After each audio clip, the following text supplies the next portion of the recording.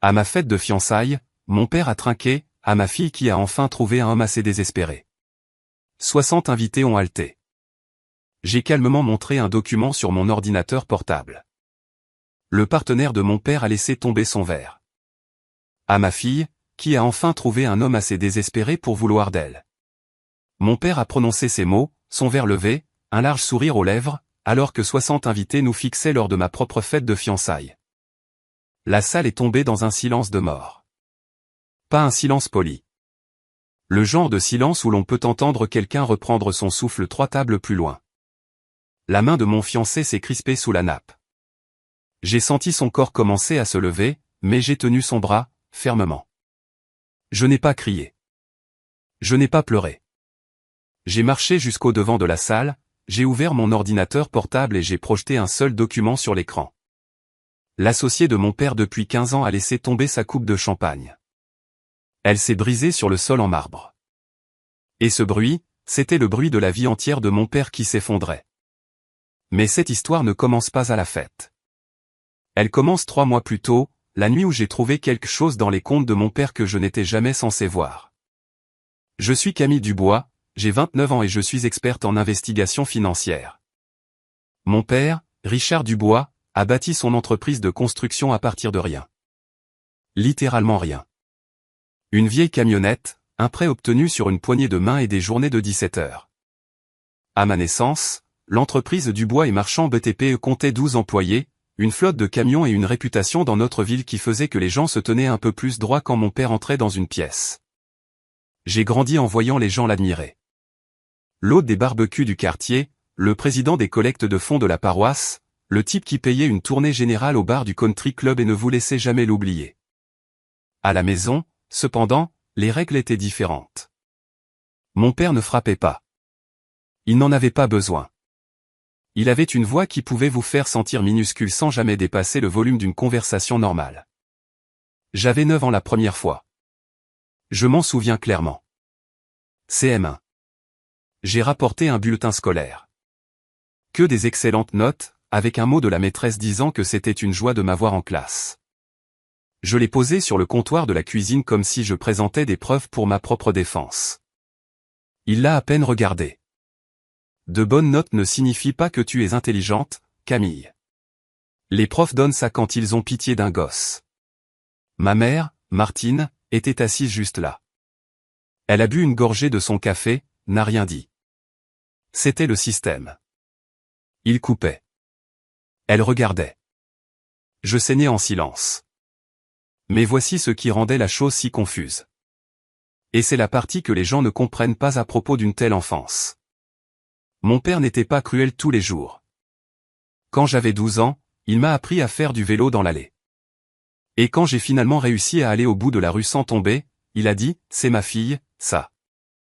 Je me suis accroché à ces 4 mots pendant des années, je me les repassais en boucle quand les choses allaient mal. Ce n'est que bien plus tard que j'ai réalisé qu'il l'avait dit devant les marchands qui étaient venus dîner. Je performais bien. Il s'en attribuait le mérite. C'est la seule forme de fierté que mon père ait jamais eue, celle qui nécessite un public. Le schéma n'a pas changé en grandissant. Il est juste devenu plus sophistiqué. Remise des diplômes universitaires. J'ai fini avec une mention très bien en comptabilité et une mineure en droit pénal. J'avais cumulé 2 jobs étudiants pour maintenir ma moyenne. Mes mains tremblaient quand j'ai traversé l'estrade. Mes parents sont venus. Mon père portait son plus beau costume. Et au dîner qui a suivi, dans une brasserie chic que je ne pouvais pas me payer et qu'il avait choisi, il a passé 45 minutes à parler à mes amis de fac du dernier contrat municipal décroché par son entreprise. 45 minutes. Mes amis n'arrêtaient pas de me jeter des coups d'œil. Je continuais de sourire. Quand l'addition est arrivée, il a dit assez fort pour toute la table, « Eh bien, Camille, espérons que ce diplôme vaille plus que le papier sur lequel il est imprimé. » Tout le monde a ri parce que c'est ce qu'on fait quand Richard Dubois fait une blague. On rit. 1 an plus tard, j'ai décroché mon premier vrai poste dans un cabinet d'audit financier réputé. Un bon cabinet, une embauche compétitive. J'ai appelé mes parents pour partager la nouvelle. Ma mère a dit « Félicitations ». Mon père a pris la ligne et a dit « Espérons que tu ne les mettes pas en faillite ». J'ai ri. J'ai dit « Merci, papa ». J'ai raccroché. Je suis restée assise dans ma voiture sur le parking pendant 20 minutes. Vous savez quelle est la pire partie? Je pensais que c'était normal. Quand la cruauté est l'eau dans laquelle vous nagez, vous ne savez pas que vous vous noyez. Vous pensez que c'est juste le courant. Ce n'est qu'avec Nathan que quelqu'un m'a enfin tendu un miroir. Il l'a dit lors de notre 3e rendez-vous, après que j'ai raconté une anecdote drôle sur mon père faisant un discours au mariage de ma cousine où il avait plaisanté en disant que j'étais la prochaine si quelqu'un voulait bien de moi. Nathan n'a pas ri. Il a posé sa fourchette et m'a regardé. Camille, ce n'est pas normal. Tu le sais, n'est-ce pas? Je n'ai pas répondu, mais quelque chose s'est fissuré ce soir-là. Quelque chose de petit. Quelque chose qui allait finir par tout changer. J'ai rencontré Nathan Collin lors d'une conférence commune pour avocats et experts comptables à Lyon. Il présentait un exposé sur les litiges liés à la fraude financière. Je prenais des notes 3 rangs derrière. Il n'était pas tapa accent grave l'œil. Il ne dominait pas la pièce comme mon père. Nathan était le genre d'homme qui écoutait plus qu'il ne parlait. Et quand il parlait, chaque mot atterrissait exactement là où il le fallait. Stable, ancré, l'opposé de tout ce avec quoi j'avais grandi. Nous sommes sortis ensemble pendant 14 mois avant que je ne le ramène à la maison pour rencontrer mes parents. J'aurais dû savoir comment ça se passerait. Mon père a ouvert la porte, a serré la main de Nathan et, en moins de 3 minutes, avait transformé le salon en salle d'interrogatoire. Où Nathan avait-il fait ses études? Quelle était sa fourchette de salaire? Venait-il d'une famille riche? Nathan a répondu à tout calmement. Pas de défensive, pas de posture, juste des réponses honnêtes et directes. Puis mon père s'est adossé à sa chaise et a dit « J'espère que vous êtes patient, fils. Ma fille est du genre à avoir besoin d'être dirigée. » La pièce est devenue silencieuse. Ma mère a regardé ses mains. J'ai ouvert la bouche pour dire quelque chose, je ne sais même pas quoi, mais Nathan m'a devancé. Avec tout le respect que je vous dois, monsieur, Camille est la personne la plus capable que j'ai jamais rencontrée. Pas de colère, pas d'agression, juste un fait. Livré comme s'il le lisait sur une page. Mon père n'a pas répondu. Il a juste fixé Nathan pendant 3 longues secondes, puis a changé de sujet pour parler football. Mais je l'ai vu, le micro-changement dans sa mâchoire, la lueur derrière ses yeux. Nathan n'avait pas peur de lui. Et cela, je le réalise maintenant, était le début de la fin parce que tout le système de mon père dépendait du fait que tout le monde dans la pièce ait juste un petit peu peur. Et Nathan ne l'avait tout simplement pas. L'homme que j'aimais venait de devenir le nouveau problème de mon père. Nathan m'a demandé en mariage un dimanche matin. Pas de bague dans une coupe de champagne, pas d'avion écrivant dans le ciel. Il m'a fait un café, s'est assis en face de moi à notre table de cuisine et a dit « Je veux que le reste de ma vie ressemble exactement à ça. Veux-tu m'épouser ?» J'ai dit oui avant qu'il ne finisse sa phrase. Nous voulions quelque chose de petit pour la fête de fiançailles. 15, peut-être 20 personnes. Nos amis, un jardin, du vin. Simple. Mon père avait d'autres plans. Il a appelé 2 jours après la demande. Je m'occupe de la fête, Camille. J'ai déjà réservé le château de Montclair. Le château? Un lieu qu'il utilisait pour ses événements d'entreprise. Service de voiturier, sol en marbre, écran de projection et système de sonorisation pour les présentations. Papa, on n'a pas besoin de tout ça. Nathan et moi pensions à quelque chose de décontracté. Il a ri. Les fiançailles de ma fille et tu veux des merguez dans le jardin? C'est moi qui paie. Laisse-moi faire. J'ai regardé Nathan. Il a secoué la tête lentement. Puis ma mère a appelé. Sa voix avait cette douceur exercée qu'elle utilisait quand elle voulait que je cède. Laisse-le faire ça, Camille. C'est ton père. Il essaie de faire quelque chose de gentil.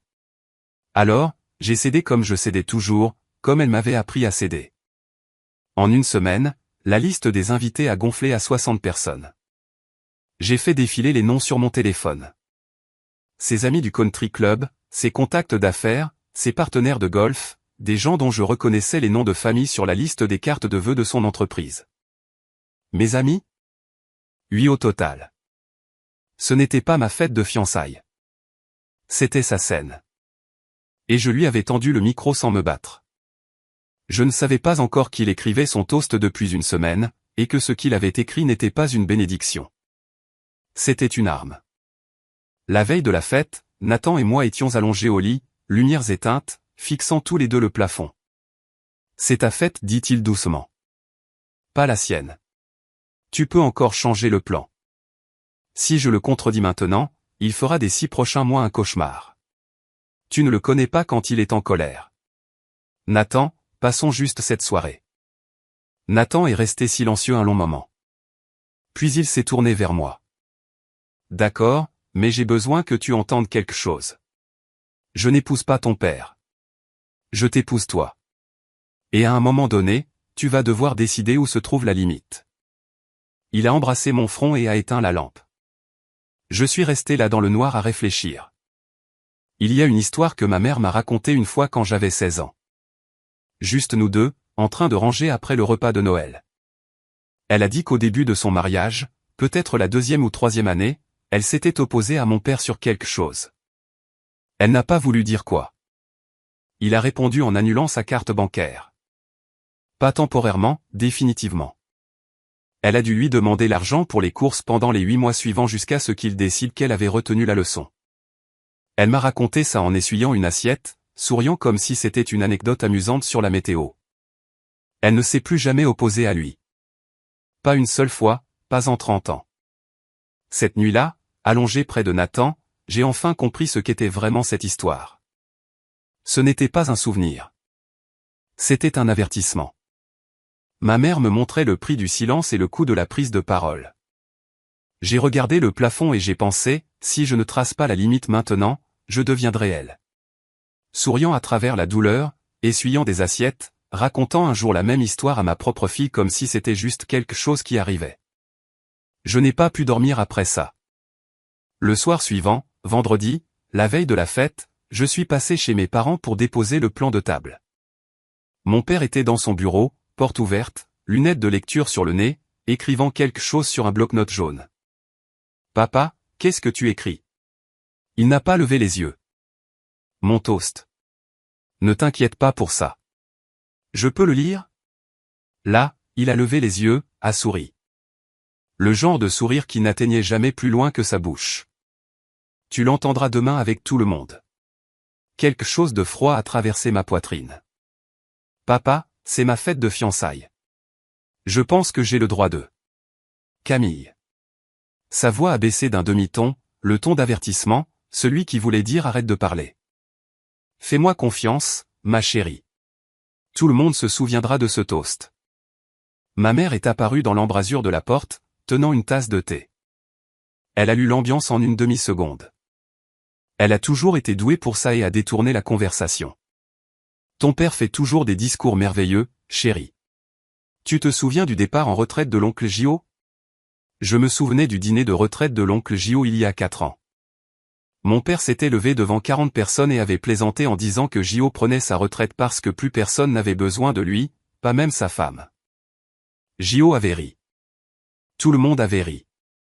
La femme de Gio n'avait pas ri. C'était le don de mon père. Il pouvait vous éviscérer en public et faire passer ça pour de l'affection. J'ai quitté le bureau sans un autre mot. J'ai attrapé ma sacoche d'ordinateur dans la voiture. J'avais une date limite d'audit pour un client lundi matin et je devais finaliser des fichiers pendant le week-end. Le sac est allé dans le coffre. Apporte l'ordinateur à la fête, avait dit Nathan plus tôt. Tu pourras travailler pendant l'installation. Envoie le fichier avant le dîner. Une suggestion pratique, rien de plus. Cet ordinateur portable finirait par être la chose la plus importante que j'apporterais à cette fête. Mais aucun de nous ne le savait encore. Samedi matin, le jour de la fête. Je buvais du café et passais en revue les assignations de sièges quand la coordinatrice de l'événement a envoyé la liste finale des invités par email. Richard avait fait des ajouts de dernière minute. J'ai ouvert la pièce jointe, 62 noms. J'ai commencé à compter son groupe de golf, les Henderson du Country Club, 2 couples de son chapitre du Rotary, les Warren, son courtier en assurance et sa femme, un entrepreneur qu'il connaissait depuis 6 mois. 6 mois. Et l'homme était invité à ma fête de fiançailles. Gérard et Patricia Marchand. Table 1, devant et au centre, juste à côté de la famille. Mes amis de fac, mes collègues? Je les ai trouvés. Table 8, près de la cuisine. J'ai appelé mon père. Papa, où sont mes invités? Émilie, Jasmine, le groupe du travail? Ils sont à la table du fond. Il n'y avait pas de place devant, Camille. J'ai dû prioriser. Prioriser qui? Tes copains de golf. Sa voix s'est durcie. C'est une opportunité de réseautage, pas une soirée pyjama. Ne sois pas égoïste. J'ai raccroché. Mes mains tremblaient, pas de colère, mais de cette vieille impuissance familière d'être réorganisé par quelqu'un qui pense posséder chaque pièce dans laquelle il entre. Nathan observait depuis l'autre côté de la cuisine. Il n'avait pas dit un mot pendant l'appel, mais sa mâchoire était serrée. Il a invité Gérard à s'asseoir à la table 1, ai-je dit. Premier rang, juste à côté de nous. Nathan s'est appuyé contre le comptoir. Tu sais pourquoi, n'est-ce pas? Je l'ai regardé. Il est en représentation, a dit Nathan. Pour Gérard, pour eux tous, le père aimant, la famille heureuse. Il nous met en vitrine comme un étalage pour ses partenaires commerciaux. J'ai fixé la liste des invités sur mon écran. 62 noms, et j'étais un accessoire à ma propre fête. J'ai fermé l'ordinateur, je me suis habillé et j'ai conduit jusqu'au lieu de réception pour regarder le spectacle de mon père. Je suis arrivé au château de Montclair 1 heure en avance pour aider à l'installation. Le lieu était exactement le genre d'endroit que mon père adorait. Briques apparentes, luminaires en laiton, lombard en acajou, un écran de projection au fond, déjà branché pour le diaporama que mon père avait préparé avec des photos de famille. Des photos qu'il avait choisies, des moments qu'il approuvait. J'ajustais les centres de table à la table 3 quand j'ai entendu sa voix. Elle venait du couloir près du vestiaire. Mon père et Gérard Marchand se tenaient proches l'un de l'autre, verre déjà en main. J'étais au coin du mur. Ils ne m'ont pas vu. Je te le dis, Gérard, je suis tellement fier de ma petite fille. La voix de mon père, chaleureuse, expansive, la voix qu'il utilisait en public. Elle est tout ce que je l'ai élevée pour être. Gérard a ri. Tu as fait un sacré boulot, Richard. Tous les pères ne restent pas aussi impliqués. La famille d'abord. Ça a toujours été ma devise. Je suis resté là derrière le mur, le centre de table toujours à la main. Le mot résonnait. Fier.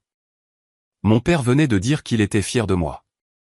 Il n'avait jamais, pas une seule fois, dit ce mot en face de moi. Pas à la remise des diplômes, pas quand j'ai eu mon diplôme d'expert comptable, pas même une fois en 29 ans, mais ici, dans un couloir, à l'homme dont il volait l'argent, c'est là que vivait ce mot. C'était une monnaie dépensée là où elle lui achèterait quelque chose. J'ai posé le centre de table et je suis parti calmement. Je ne l'ai pas confronté. Je n'ai pas pleuré. Je l'ai juste classé là où je classe tout ce que mon père me donne. À l'endroit où la douleur reste assise si longtemps qu'elle commence à ressembler à un meuble. Ce que je ne savais pas encore, c'était ceci, Gérard Marchand, l'homme qui se tenait là en qualifiant mon père de père formidable, perdait discrètement des centaines de milliers d'euros au profit de l'homme à qui il portait un toast. Et j'en avais la preuve sur mon ordinateur portable dans le coffre de ma voiture. Laissez-moi revenir en arrière.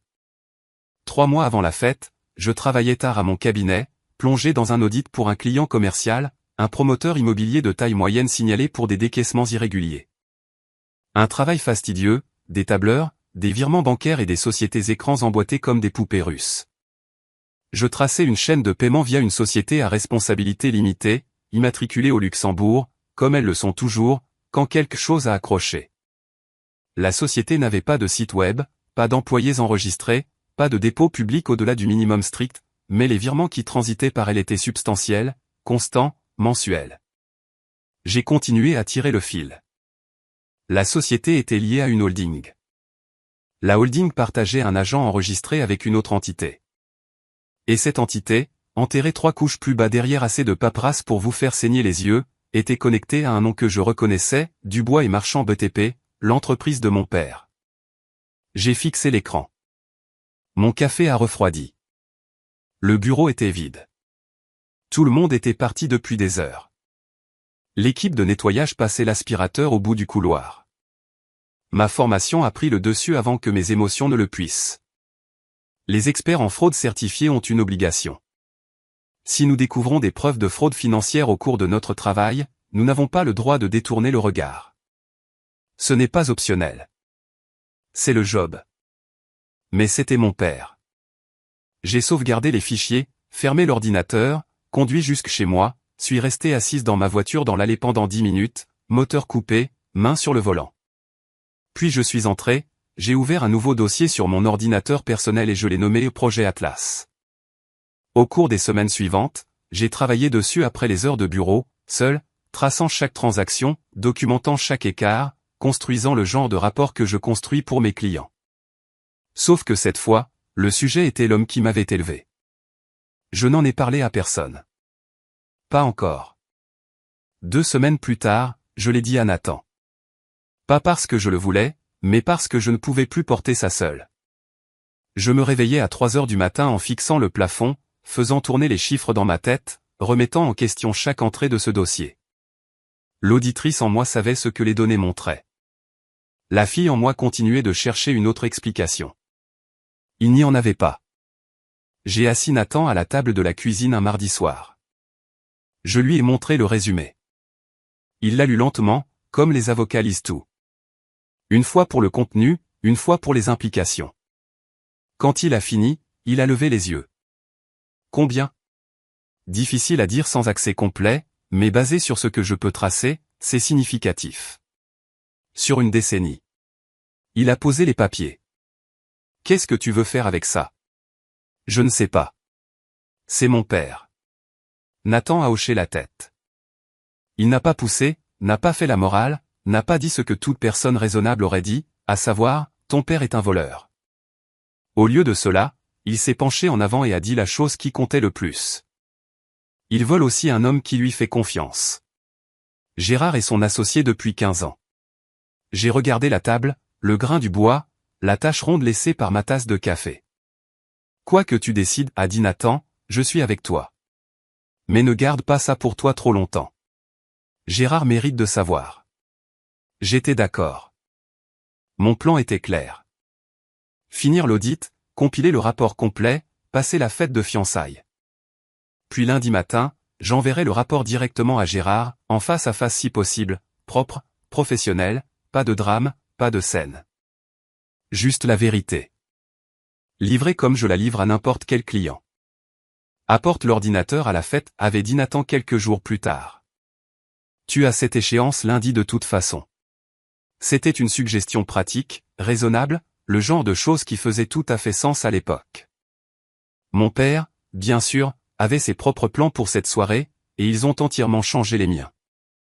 Samedi soir, 18h30.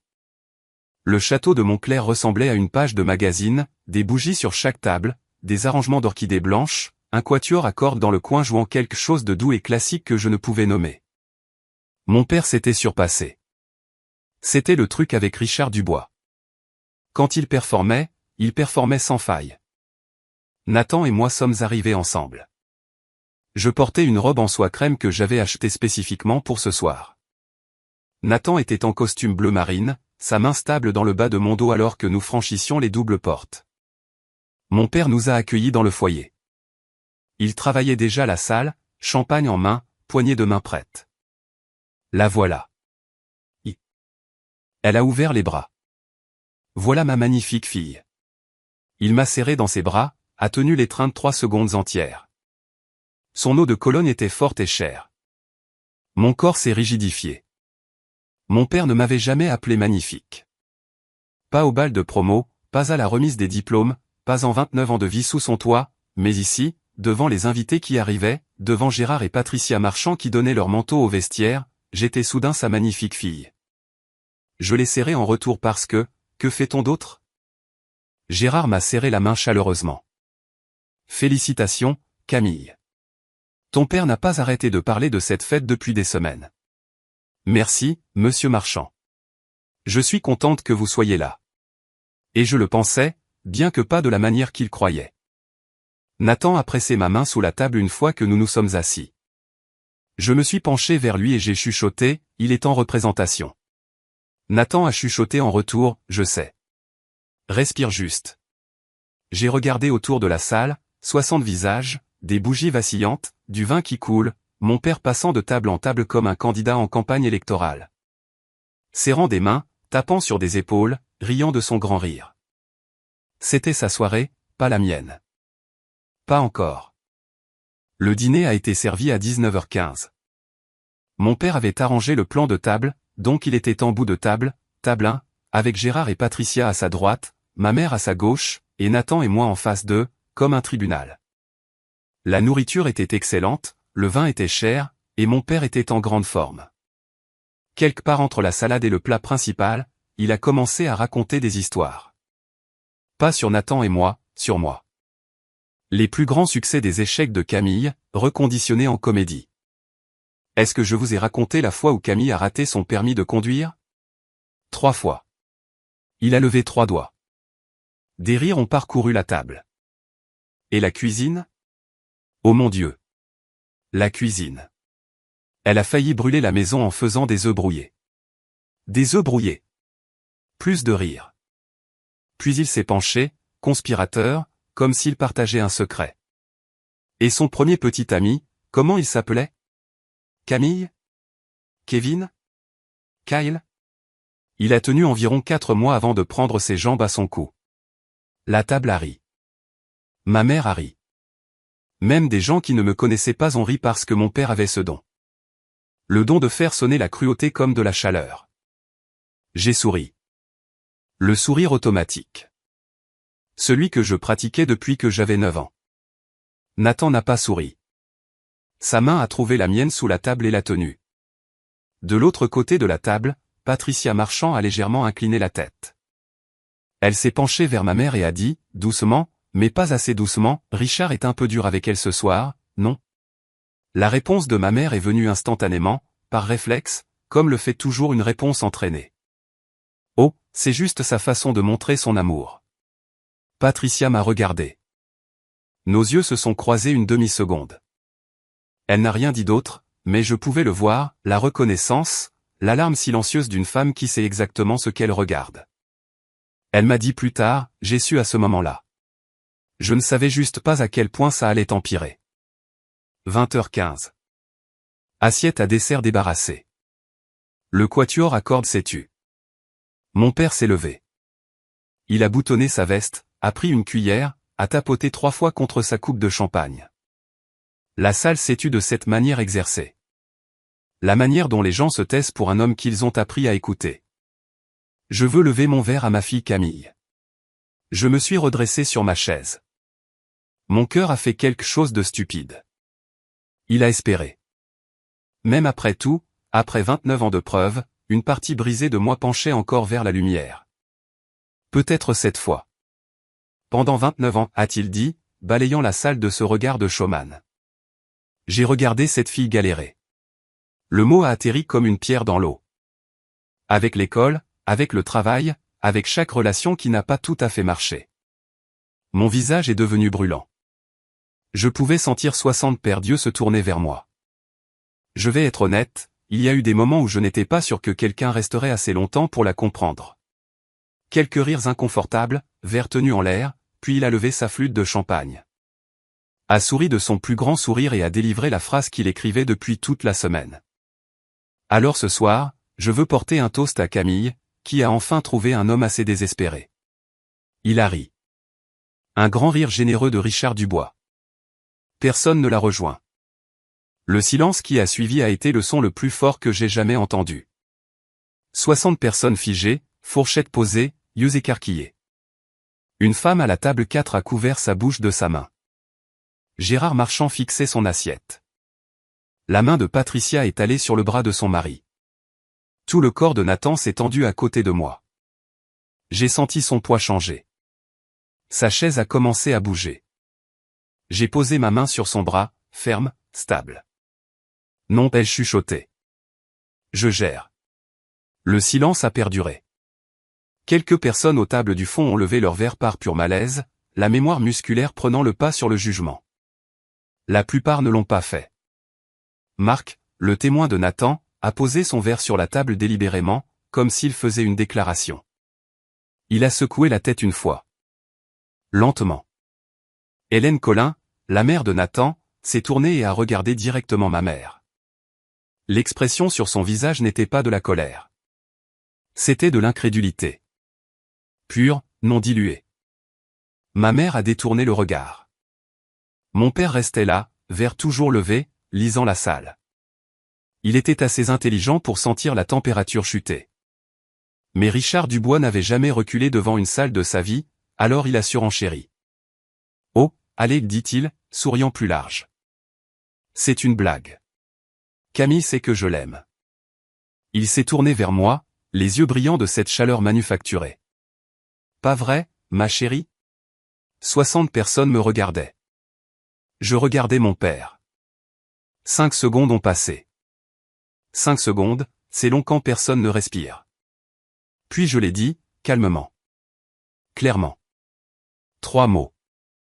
Assieds-toi, papa. Son sourire a vacillé. Juste une fissure. Camille, ne sois pas dramatique. J'ai dit assieds-toi. Ma voix n'a pas monté. Je n'en avais pas besoin. La salle était si silencieuse qu'un murmure aurait porté jusqu'au mur du fond. Mon père m'a fixé. Pendant une horrible seconde électrique, j'ai cru qu'il allait argumenter. Sa bouche s'est ouverte, puis fermée. Il a regardé autour de lui, cherchant un allié, un rire, n'importe qui, et n'a rien trouvé. Juste 60 visages le regardant comme des témoins. Il s'est assis. C'était la première fois de toute ma vie que mon père faisait ce que je lui disais de faire. J'ai reculé ma chaise, je me suis levé, j'ai lissé le devant de ma robe et j'ai marché calmement, d'un pas régulier, sans précipitation, jusqu'au devant de la salle. J'avais un ordinateur portable dans mon sac et un fichier qui attendait ce moment sans qu'aucun de nous deux ne le sache. La marche de la table 1 au devant de cette salle faisait peut-être 10 mètres. Ça a semblé durer 1 kilomètre. Je pouvais sentir chaque paire d'yeux me suivre, le bruissement des serviettes, quelqu'un s'éclaircissant la gorge, une chaise grinçant alors que quelqu'un bougeait pour mieux voir. Ma sacoche d'ordinateur était sous la table audiovisuelle près de l'écran de projection. Je l'avais cachée là pendant l'installation, prévoyant d'envoyer mon fichier du lundi pendant le cocktail. Je n'en avais pas eu besoin alors, j'en avais besoin maintenant. J'ai dézippé le sac, ouvert l'ordinateur. Mes mains étaient stables, mon cœur ne l'était pas. La voix de mon père est venue de derrière moi. Tranchante. « Camille, qu'est-ce que tu fais ?» Je ne me suis pas retourné. J'ai branché le câble HDMI dans le port du projecteur, le même projecteur que mon père avait installé pour son diaporama de famille. Des photos de vacances qu'il avait choisies, des fêtes qu'il avait mises en scène, une compilation des meilleurs moments d'une famille qui n'existait pas. L'écran s'est allumé. J'ai ouvert le dossier. Projet Atlas. Puis je me suis tourné pour faire face à la salle. 60 personnes. Ma mère agrippant sa serviette. Nathan se tenant maintenant 3 pas derrière moi. Gérard Marchand à la table 1, ses lunettes de lecture toujours perchées sur son nez après avoir consulté le menu des desserts. Mon père vient de dire à 60 personnes qu'aucun homme ne voudrait m'épouser volontairement, ai-je dit. Ma voix était égale, professionnelle, le même ton que j'utilise quand je présente des conclusions à un client. Je pense qu'il est juste que ces mêmes 60 personnes sachent qui est vraiment mon père. J'ai cliqué sur le fichier pour l'ouvrir. La première page a rempli l'écran. Fond blanc, texte noir, un en-tête qui disait « Synthèse d'audit financier, transfert de fonds non autorisés, Dubois et Marchand BTP ». La coupe de champagne de Gérard Marchand a commencé à s'incliner dans sa main. Je n'ai pas préparé de discours. Je n'en avais pas besoin. Ceci est un rapport d'audit financier que j'ai compilé au cours des 3 derniers mois, ai-je dit. Il documente un schéma de transfert de fonds non autorisés depuis l'entreprise que mon père codétient avec monsieur Gérard Marchand. J'ai fait défiler jusqu'à la page de résumé. 3 colonnes, date, montant, compte de destination. Une décennie de transactions étalées dans le format propre et clinique que j'avais été formé à produire. Les chiffres parlaient d'eux-mêmes. Mon père a bondi sur ses pieds. Sa chaise a raclé le sol en marbre avec un bruit qui a fait sursauter 2 personnes. C'est ridicule. Sa voix était forte maintenant. Forte d'une manière qu'elle n'était jamais en public. La voix intérieure se fissurant pour montrer ce qui vivait en dessous. Tu ne sais pas de quoi tu parles. Je me suis tourné et je l'ai regardé directement. Pour la première fois en 29 ans, j'ai regardé mon père sans cligner des yeux. Papa, je suis expert comptable spécialisé en fraude. C'est littéralement mon métier. La salle n'a pas halté. C'était pire que ça. Elle a juste absorbé. 60 personnes traitant l'information en même temps. Je pouvais voir l'onde de choc traverser les tables. Les yeux écarquillés, les mains cherchant les téléphones, les couples se penchant l'un vers l'autre pour chuchoter. Puis le bruit, verre sur marbre, net, final. La flûte de champagne de Gérard Marchand a glissé de ses doigts et s'est brisée sur le sol. Le bruit a claqué dans le silence comme un coup de feu. Patricia a attrapé le bras de son mari. Gérard. Gérard ne l'a pas regardé. Il fixait l'écran. Son visage était devenu gris. Le genre de gris qui vient quand on regarde 15 ans de confiance se dissoudre en 15 secondes. Puis il a regardé mon père et l'expression sur le visage de Gérard Marchand. Je ne l'oublierai jamais. Ce n'était pas de la colère. Pas encore. C'était le regard d'un homme découvrant que sa maison est en feu depuis des années et que personne ne le lui a dit. Mon père a bougé vite. Il le faisait toujours quand les murs se refermaient. Il s'est avancé vers Gérard, les deux paumes levées, la pose du pacificateur. Gérard, écoute-moi. Elle ment. Elle est en colère. J'ai fait une blague qu'elle n'a pas aimée. Et maintenant elle invente des choses pour m'humilier. Gérard a levé une main. Ne s'est pas levé. N'a pas crié. Juste une main, paume vers l'extérieur. La façon dont on arrête la circulation. Ne. Un mot. Mais sa voix tremblait. Et ce simple tremblement portait plus de poids que tout ce que mon père avait dit de toute la soirée.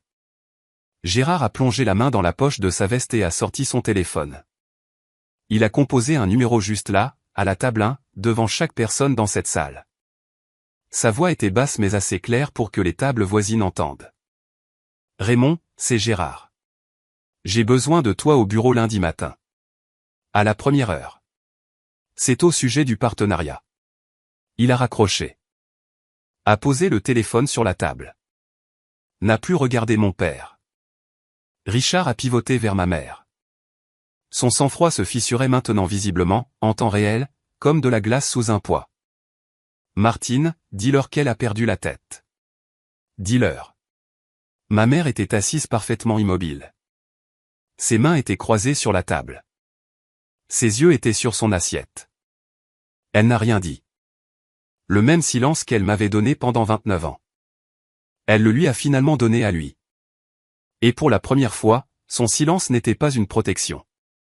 C'était une permission. Des chaises ont commencé à racler le sol. Les invités aux tables du fond se sont levés calmement, attrapant manteau et sac à main. Pas de sortie dramatique, juste le retrait lent et indubitable de gens qui ne voulaient plus être dans la pièce. Nathan s'est avancé à côté de moi. Il n'a pas dit un mot, a juste placé sa main doucement entre mes omoplates. Puis une voix est venue de la table 2. Hélène Collin, la mère de Nathan, s'est levée.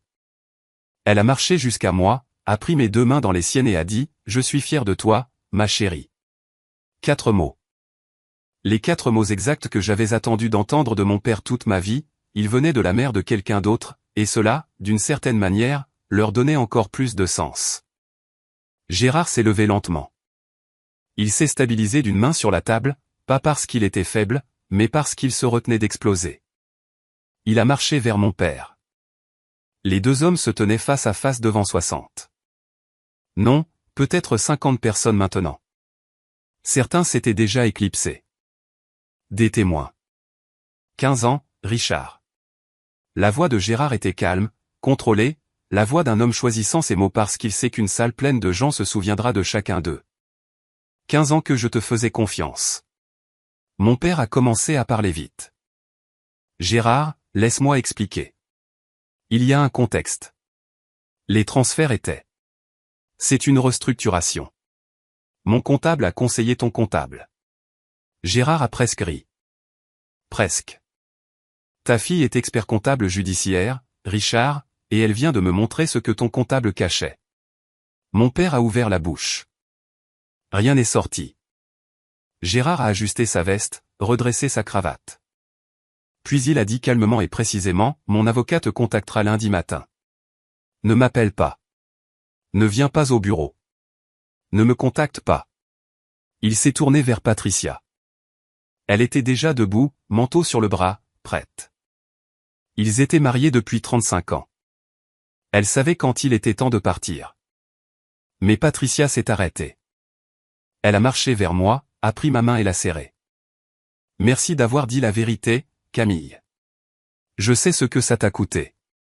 J'ai hoché la tête. Ma gorge était trop serrée pour parler. Les marchands sont sortis par les doubles portes.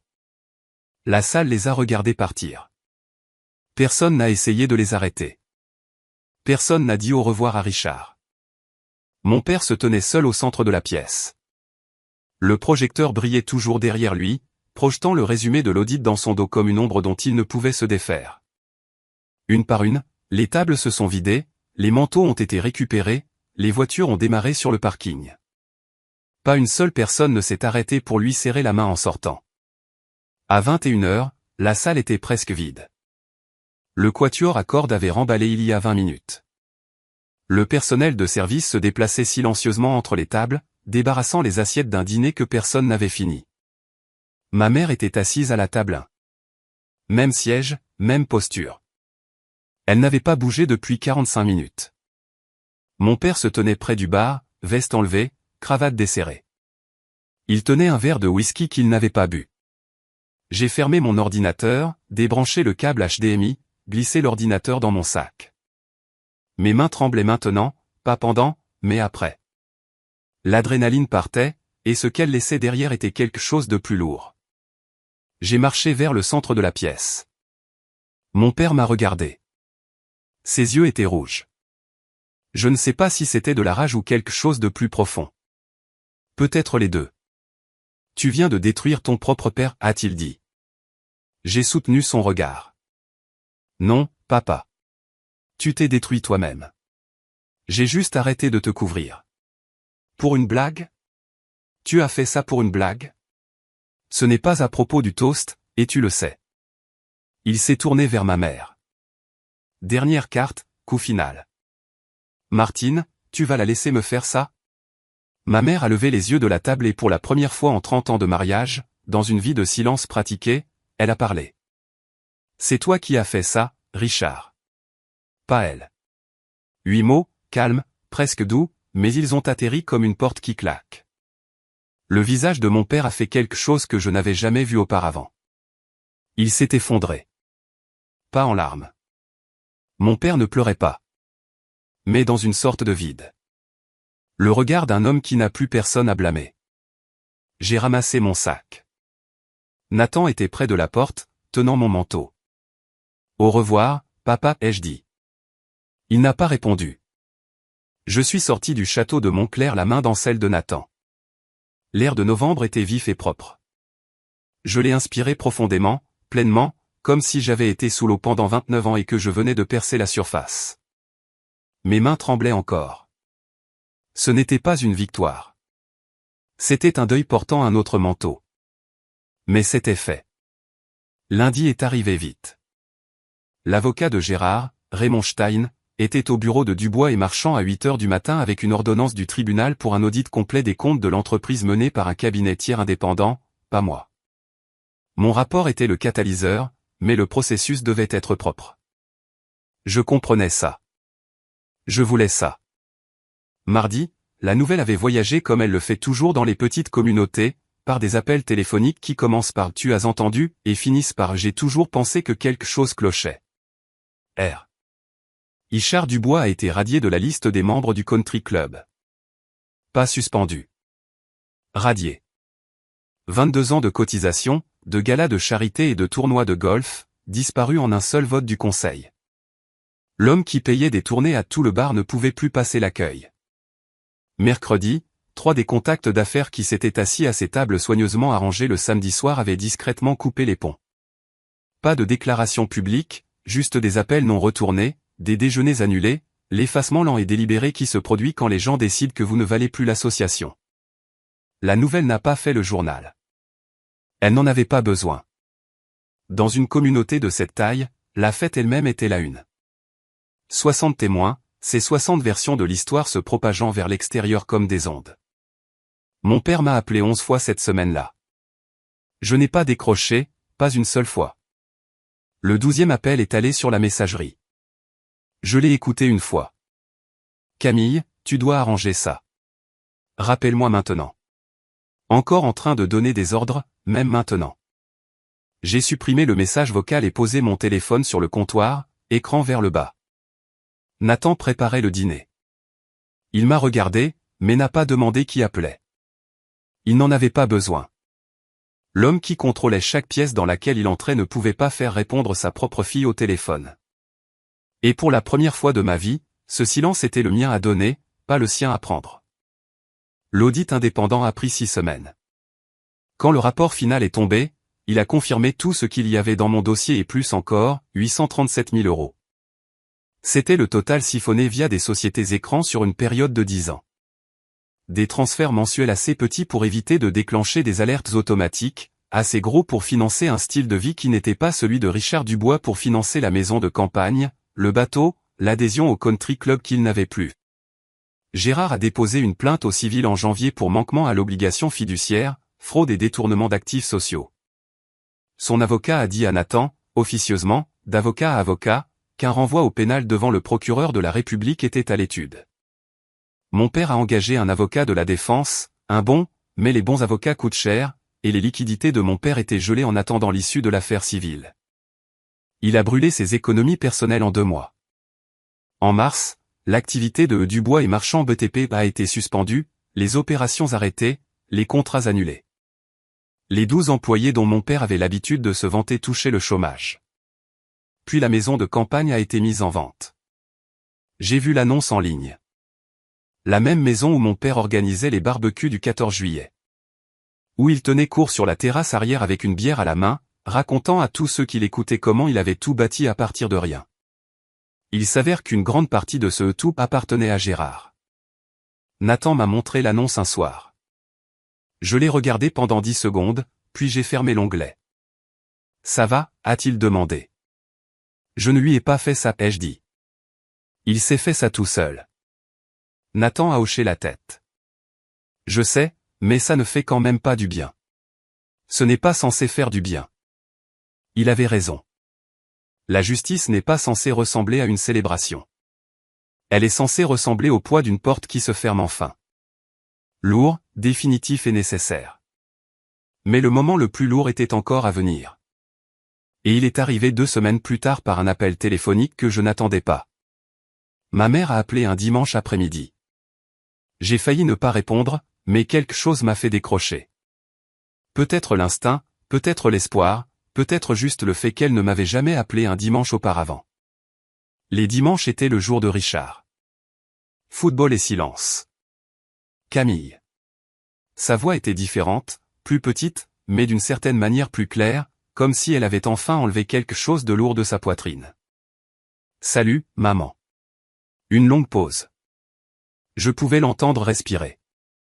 Puis, j'aurais dû dire quelque chose il y a 30 ans. Je suis désolé. J'ai fermé les yeux, me suis appuyé contre le comptoir de la cuisine. Les mots que j'avais attendu toute ma vie d'entendre, et ils arrivaient enveloppés dans 30 ans de regrets. J'ai vu ce qu'il te faisait, a-t-elle continué. Chaque fois. Et je me disais que c'était sa façon de s'intéresser à toi. C'est ce que je me disais, Camille. Parce que l'alternative, admettre que je laissais ma fille être blessée par son propre père, c'était trop. Maman, laisse-moi finir s'il te plaît. Sa voix s'est brisée.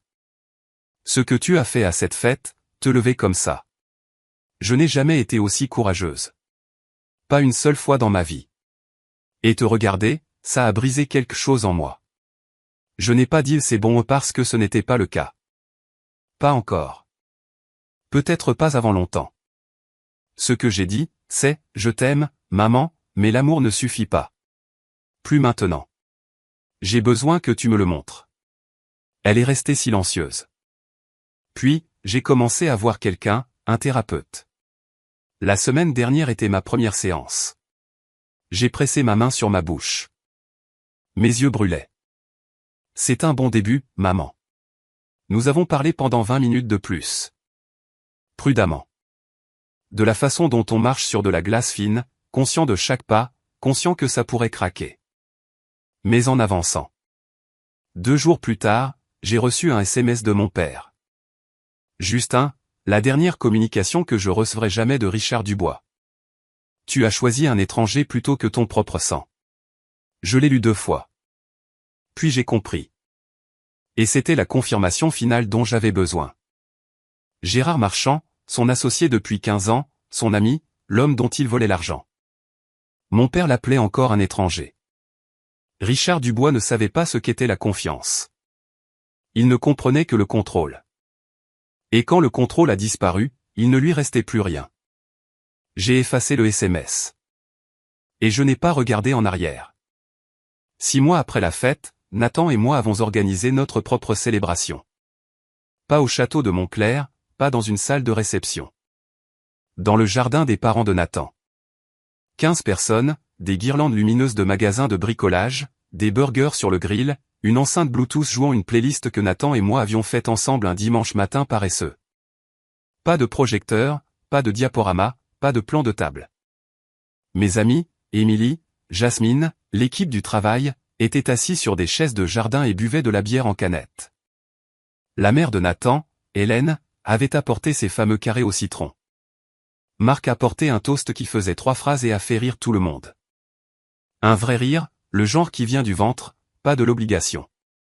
Ma mère est venue. Elle est arrivée tôt, portant un plat qu'elle avait cuisiné elle-même, chose qu'elle n'avait pas faite depuis des années parce que mon père commandait toujours un traiteur. Elle était plus silencieuse que d'habitude, prudente avec ses mots. Mais elle était là, présente, essayant. Mon père n'était pas invité. À mi-chemin de la soirée, la sonnette a retenti. Une livraison, des fleurs, un énorme arrangement de pivoine blanche avec une carte. Je l'ai ouverte. À Camille, la personne la plus honnête que j'ai jamais connue. Félicitations, Gérard et Patricia Marchand. Je suis resté dans l'embrasure de la porte tenant cette carte pendant un long moment. Nathan est arrivé derrière moi. Ça va? Ouais, ai-je dit. C'est juste que. J'ai passé 29 ans à essayer de gagner un mot de mon père. Et voilà Gérard Marchand qui me donne quelque chose que mon père n'a jamais pu. Nathan a passé son bras autour de moi. Certaines personnes construisent, d'autres prennent. Tu ne peux pas changer ce que ton père a choisi d'être. J'ai pressé mon visage contre son épaule et j'ai pleuré. La première fois depuis la fête. De vraies larmes, désordonnées, moches. Pas parce que j'étais triste exactement, mais parce que quelque chose qui avait été verrouillé à double tour pendant 29 ans s'était enfin ouvert, et tout ce qu'il y avait à l'intérieur avait besoin de sortir. 15 personnes qui voulaient vraiment être là. C'est tout ce dont j'avais jamais eu besoin. Les gens me demandent si je regrette. La réponse est compliquée. Je le regrette chaque jour, mais pas pour la raison que vous pourriez penser. Je ne regrette pas la vérité. Je ne regrette pas de m'être levé. Je regrette que mon père m'ait mise dans une position où j'ai dû choisir entre la loyauté et l'honnêteté. Ce choix n'aurait jamais dû être le mien. Laissez-moi être clair sur quelque chose. Je n'ai pas projeté ce document pour me venger. Je n'ai pas marché jusqu'à l'écran avec un plan. Mon plan était pour lundi matin, propre, professionnel, privé. Mais quand mon père s'est tenu devant chaque personne que j'aimais et leur a dit que je ne valais rien, quand il a transformé ma fête de fiançailles en une dernière performance où il était la star et moi la chute de la blague, quelque chose a basculé. Pas de la colère, quelque chose de plus profond, la réalisation que si je m'asseyais et avalais ça, j'avalerais tout pour toujours. J'étais fatigué d'avaler. La vérité est que j'avais été silencieuse sur 2 choses. Comment mon père me traitait et ce que mon père avait fait à Gérard. Et à ce moment-là, j'ai compris que le silence était le même. Le silence sur les abus et le silence sur la fraude venaient du même endroit. La peur. La peur de perdre un père qui n'a jamais vraiment été le mien pour commencer. Le silence n'est pas de la loyauté. Le silence est une complicité. J'ai appris ça lors d'un dîner en regardant ma mère plier sa serviette et sourire. Si vous écoutez ceci et que quelque chose vous semble familier. Si vous savez ce que c'est que de s'asseoir à une table et de se faire tout petit pour que quelqu'un d'autre puisse se sentir grand, je ne vais pas vous dire quoi faire. Ce n'est pas ma place. Mais je vais vous dire ceci. Poser une limite avec votre famille ne signifie pas que vous ne les aimez pas. Cela signifie que vous vous aimez assez pour dire « je n'accepterai plus ça ». Et parfois, c'est la phrase la plus courageuse qu'une personne puisse prononcer. Voici où j'en suis maintenant. Nathan et moi nous marions le mois prochain. Petite cérémonie, 30 invités, chacun d'eux choisi par nous. Personne ne s'est porté volontaire pour reprendre l'organisation. Personne n'en avait besoin. Ma mère est toujours en thérapie. On se parle une fois par semaine, parfois deux. C'est prudent, ces conversations, comme réapprendre à marcher après une longue période en fauteuil roulant. Elle n'est pas la mère dont j'avais besoin quand j'avais 9 ans, mais elle essaie d'être la mère dont j'ai besoin maintenant, et j'apprends à la laisser faire. L'affaire civile de Gérard avance devant les tribunaux. Je ne suis pas les détails. J'ai fait ma déposition le mois dernier. Professionnel, factuel, sans émotion, juste les chiffres. Les chiffres suffisent. Richard a vendu la maison de campagne. J'ai entendu par un cousin qu'il loue un appartement dans l'est de la ville, seul. Martine a emménagé chez sa sœur en février. Mon père ne m'a pas contacté depuis ce SMS. Je ne m'attends pas à ce qu'il le fasse. L'homme qui a passé 29 ans à contrôler chaque conversation a finalement rencontré celle qu'il ne pouvait pas gérer. Je ne suis pas une héroïne. Je veux que vous sachiez ça. Je ne suis pas une guerrière qui a planifié la chute parfaite.